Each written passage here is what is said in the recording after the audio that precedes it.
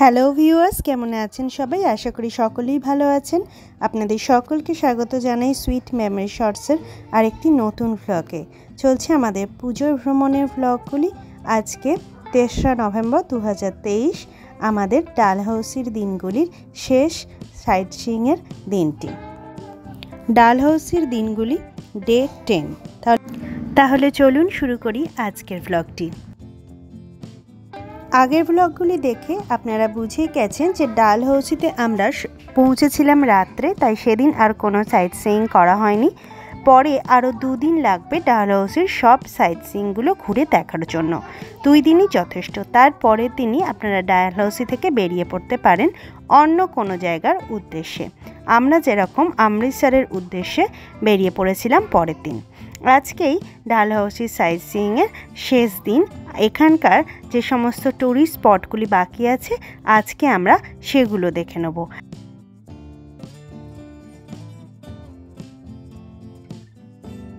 এখন আমরা এসে পৌঁছেছি একটা সামনেই একটা ছোট্ট পার্কে। এই ছোট্ট পার্কে যাওয়ার জন্য একটা দারুণ ব্যাপার হয়েছিল, খুব মজার ব্যাপার। সেটা হলো আমরা পার্কে নামিয়ে দিয়েছে আমাদেরকে বিকাশ ভাই, বলেছেন এখানেই পার্ক, ঘুরে দেখে নিতে পারেন নিজেরাই গিয়ে। তো ওখান থেকে আর কি ঝর্ণার জল নেমে আসছে। তো ঝর্ণার জলটিকে বিভিন্ন জায়গায় বিভিন্নভাবে সুন্দর করে পথ করে দেওয়া হয়েছে এবং তার চারপাশে সাইট সিইং করার জন্য একটা ছোট পার্কের মতো ছোট ছোট ব্রিজ, গাছপালা, বসার জায়গা, খেলার জায়গা, এই সমস্তগুলো করে দেওয়া হয়েছে। তো আমরা এই ব্রিজ পেরিয়ে, এই পার্কটা পেরিয়ে, এই রাস্তা ধরে সোজা হেঁটে অনেকটা ওপরের দিকে উঠে চলে গেছি। মানুষকে জিজ্ঞেস করেছি যে ওই পার্কটা কোথায়।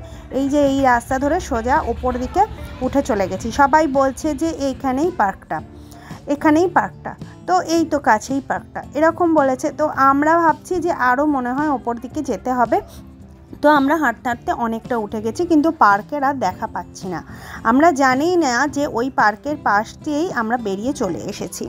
তারপর এক ভদ্রলোককে জিজ্ঞেস করতে তখন উনি আবার প্রপারলি দেখিয়ে দিলেন, যে বললেন যে আপনারা পেরিয়ে চলে এসেছেন, এটা দিয়ে আর একটু চলে যান, একদম রাস্তার ধারেই ওই পার্কটা, এই ঝর্ণার জলটা ওখান দিয়েই বেরোচ্ছে। আমরা গুগল ম্যাপে দেখছি, সেখানেও বুঝতে পারছি না কোন রাস্তা দেখাচ্ছে সঠিকভাবে, একদমই বোঝা যাচ্ছে না, কারণ একদমই পায়ে হাঁটা ডিস্টেন্স ছিল।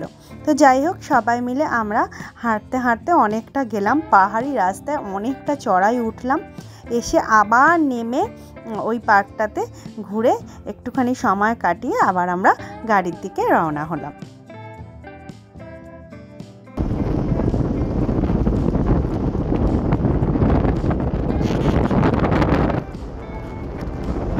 তো যাই হোক, ঘোরাঘুরি তো হলো, শুধুমাত্র খিদে বাড়ানোই হলো। এবার আমরা গাড়িতে উঠে পড়েছি, এগিয়ে যাব এবার অন্য স্পটের উদ্দেশ্যে।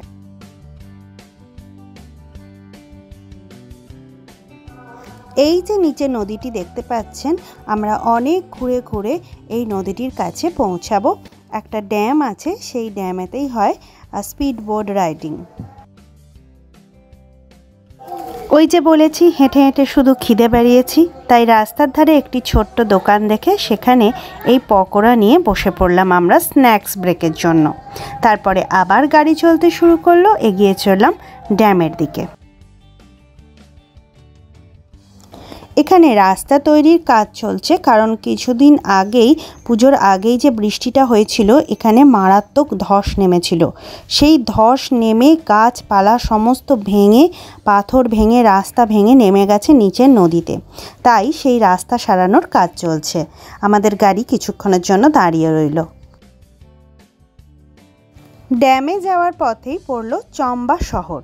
চলুন গাড়ি থেকে নেমে চম্বা শহরটি ঘুরে আসি। চম্বা শহরের প্রধান আকর্ষণ হচ্ছে একটি মন্দির, অনেক পুরানো একটি মন্দির, আর এই একটি মাঠ, যেটি একদম বাজারের মধ্যেই অবস্থিত।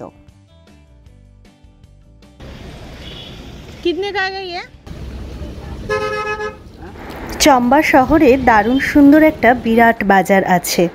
সেই বাজারে যেমন পর্যটকরাও শপিং করছেন, সেরকম সাধারণ ওখানকার স্থানীয় মানুষও শপিং করছে।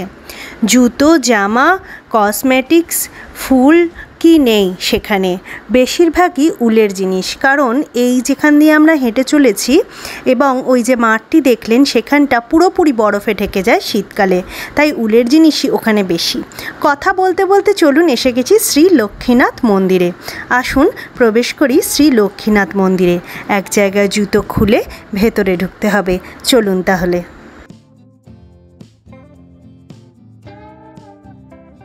যেখানে জুতো খুললাম ঠিক তার পাশেই কলে হাত ধোয়ার ব্যবস্থা আছে। অনেক পুরানো মন্দির এটি। চলুন এই মন্দিরের ইতিহাস শোনাই। এই মন্দিরটি 10ম শতাব্দীতে রাজা সাহিল বর্মন তৈরি করেন। এই মন্দিরের 3টে ভাগ আছে। একটি গর্ভগৃহ, বিমনা শিখর, আর আছে একটি ছোট্ট অন্তরাল এবং মন্তপ।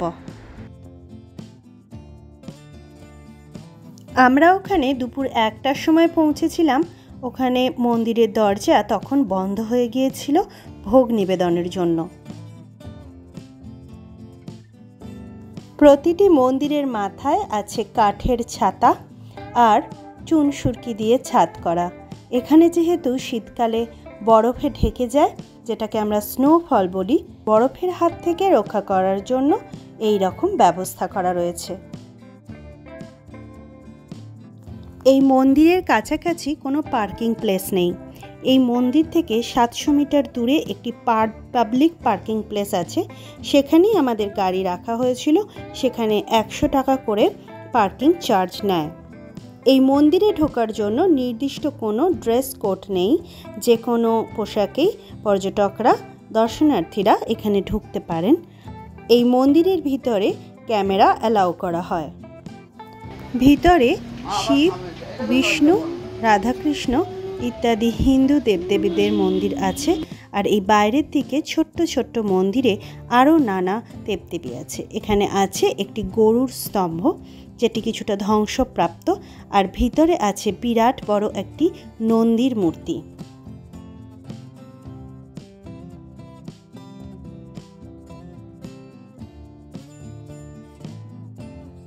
চলুন এবার গাড়ির দিকে ফেরার পথ ধরি। এটা লাঞ্চের সময়ও বটে। দেখি লাঞ্চ কোথায় করা যায়। চারপাশের পরিবেশটা দেখেছেন কত সুন্দর। মেঘে হালকা হালকা একটা ছায়া পড়েছে আর চারিদিকে এই পাহাড়গুলো দেখা যাচ্ছে। এখন এখানে রাস্তার ধারে এখানকারই একটি স্থানীয় খাবার এখানে দেখতে পেয়েছে, তো এইটা খেতে হবে। ট্রাই তো অন্তত করতে হবে কেমন লাগে না লাগে। আসলে এখানে একটা শক্ত শক্ত মতো আলু পাওয়া যাচ্ছে, সেই আলুটার একটা চাট বানাচ্ছে। মেনলি এই যে একটা জুসের মতো দিচ্ছে, এই জিনিসটার জন্যই খাচ্ছে। এই যে বড় বড় লেবুর মতো দেখতে পাচ্ছেন, এইগুলো লেবুই হবে হয়তো। এই জিনিসগুলোকে কেটে জুস করে সেইটাকে এইভাবে চাট করে মাখা হচ্ছে। খেতে প্রচণ্ড টক আর কষাটে টাইপের। আমার যদিও খেতে খুব একটা ভালো লাগেনি। এরা এটার নাম দিয়েছে কচালু।